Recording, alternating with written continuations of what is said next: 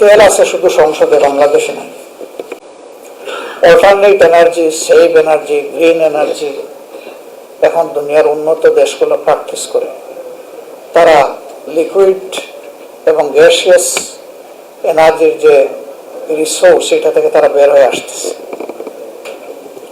একদিকে environmental pollution থেকে তারা বাঁচতেছে, আর একদিকে পরনির্ভরশীলতার জিঞ্জির তারা ছিন্ন করে ফেলতেছে।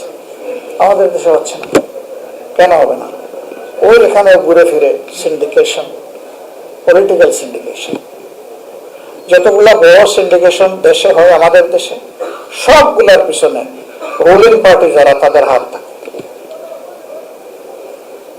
অতীতেও ছিল, এখনো আছে, তার কোনো পরিবর্তন হয়নি। এনার্জিতে এখন হাহাকার।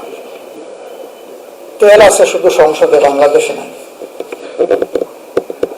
সংসদে যখন ইনকামবেন্ট মিনিস্টার কোনো বিবৃতি দেয় অথবা সরকারি দলের ট্রেজারি বেঞ্চ থেকে কেউ কথা বলে, তখন মনে হয় যে তেলের উপর বাংলাদেশ ভাসছে,